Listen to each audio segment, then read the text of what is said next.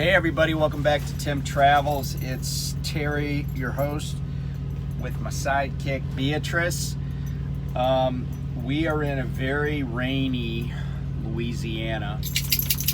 I had hoped and actually planned to do a stop at the Vicksburg National Battlefield Park, and because I was kind of gonna talk about that and kind of do some history stuff, and there's some pretty interesting stuff about the campaign and the siege and everything, but I'll get to that another day because I want to do a good job on that. But I wanted to do something fun today, and so we're going to talk about just like truck driver like song list or whatever. And this is just something that I put together. There is kind of a theme to it, and then there's a few like wild cards. We'll get to that in a minute. So B and I are in Minden, Louisiana. We're on the 20. So just a few miles down the road is Bienville Parish, and you may recall that I talked about that one time before, but I'm going to give you a little more detail. So Bienville Parish, there's a town in it called Gibbsland, Gibsland, and a few miles from Gibbsland, and Gibbsland's not much of a town, but a few miles from Gibbsland is where Bonnie and Clyde were ambushed in May of 1934. I believe it was like May 27th or 28th, and they were, of course, killed by a bunch of lawmen from Texas and a few from Louisiana. And I use the word ambush on purpose because no one's ever really... By the way, there is a marker on the road, a couple markers actually, on the road where they were ambushed. And no one's ever kind of said, no, that's not what happened. You know, it wasn't an ambush. It was, a shootout with the police or whatever. Because Bonnie and Clyde didn't do any shooting. They were just, these guys were hiding in the woods waiting for them. And the reason that they were waiting for them on that lonely, deserted dirt road in 1934 in Bienville Parish, Louisiana, is because Bonnie and Clyde, during their major outlaw years, were very habitual about visiting family and friends. And they had friends in the Gibbsland area. And so, they would kind of make a circuit. And they would sometimes stay places, but then go, 10 miles away to a small town, rob a bank, rob a gas station, whatever it was, rob a liquor store, or, grocery store. And, because actually I think it was Prohibition. I can't remember when Prohibition ended. But, and then they would just come back and they would just hang out, and that was their thing. And so the fact that they would go to visit people on a regular basis was part of their undoing.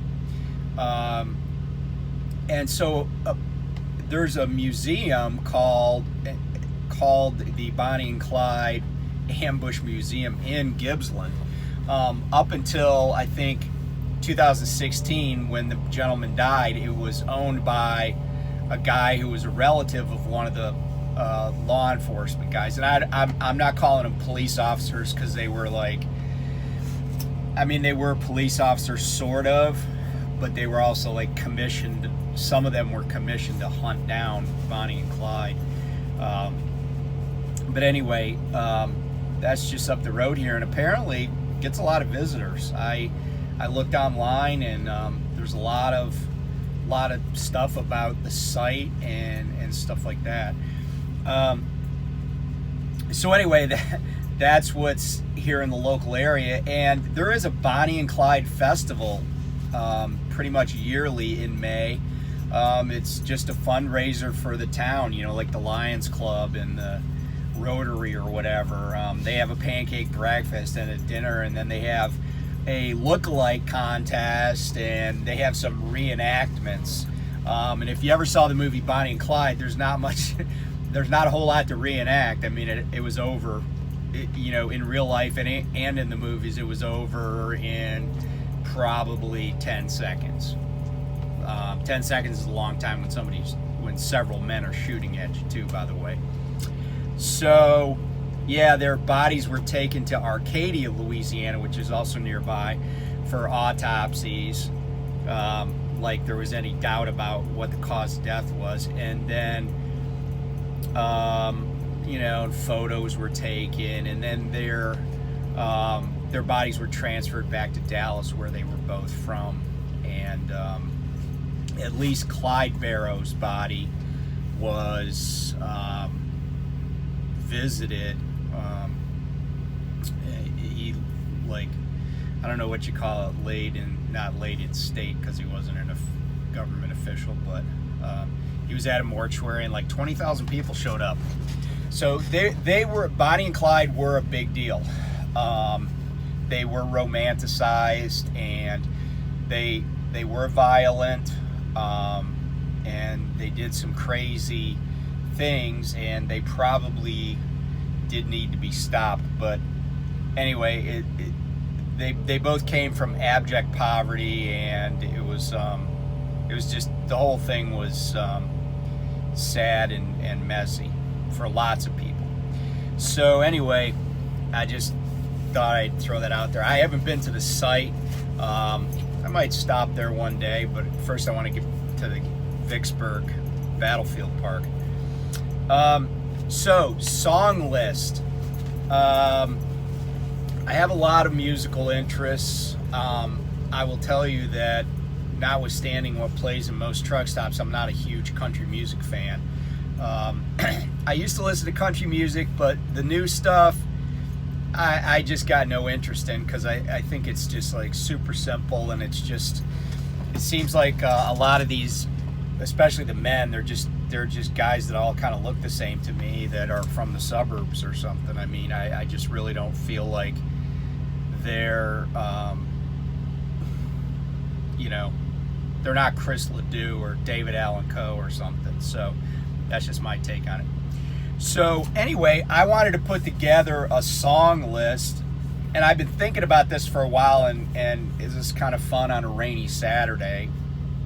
And so, and by the way, I'm going to put this whole list in the description down below. And obviously, everybody's welcome to comment on all this stuff.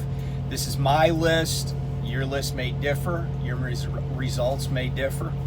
But I think this is a good starting place, and we got a lot of great artists to choose from.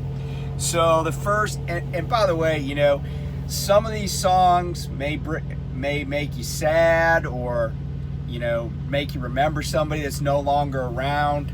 And I guess that's the great thing about music, right? Like, it's art, and it's art that makes you think, you know, like, I think people tend to listen to a lot of music that reminds them of happy times. So hopefully some of these are those types of songs for you too. So the first one is Highway Song by Blackfoot. Then Interstate Love Song by the Stone Temple Pilots. Turn the Page, which is, of course, Bob Seger and the Silver Bullet Band. Just an incredible song. Incredible sax in it. Hotel California, the Eagles. Take It on the Run by REO Speedwagon. Born to Run, Bruce Springsteen and the E Street Band. Running Down a Dream. There's a lot of running going on here. Running Down a Dream, Tom Petty and the Heartbreakers. Take It Easy, the Eagles. Shadows of the Night, Pat Benatar. Here's one that's just like super descriptive song. Loadout Stay by Jackson Browne. Ramblin' Man. I heard that in a truck stop recently. That's the Allman Brothers Band. Ramblin' Gamblin' Man. That is Bob Seger, but it's not with the Silver Bullet Band. It was actually It was actually recorded as the Bob Seger System. So predates the Silver Bullet Band. Telegraph Road, Dire Straits. Train Kept Rollin', that's Aerosmith. Pretty kick-ass song. Running on Empty, Jackson Browne. On the Road Again, which of course is Willie Nelson, and any guy that smoked dope at the White House, you gotta include him on your list. Although I don't have Snoop Dogg on here, but anyway, at least Willie's there. Born to Be Wild-Steppenwolf. I think there's no person driving a car that when that song comes on the radio, they don't accelerate, even subconsciously. Amarillo by Morning. So there's a country song. George Strait, a guy, I just really like his music, and I really like him. When my wife and I were, when I was stationed in Texas and our oldest was little, we would go to the George Strait team roping competition down in Kingsville, because I actually like rodeo.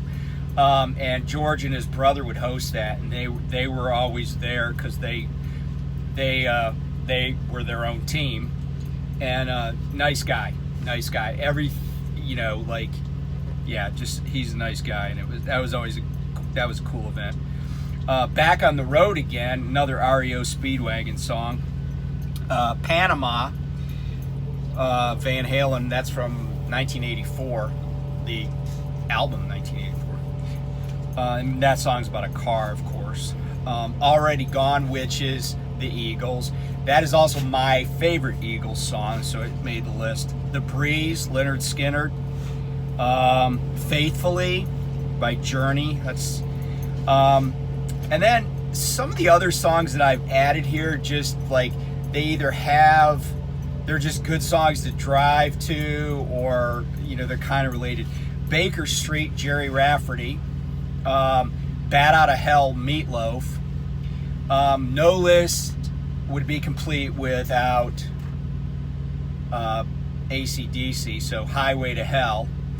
And then Gimme Shelter, the Rolling Stones, mostly because that's just an incredible song. I don't know that it has anything to do with the road, really. But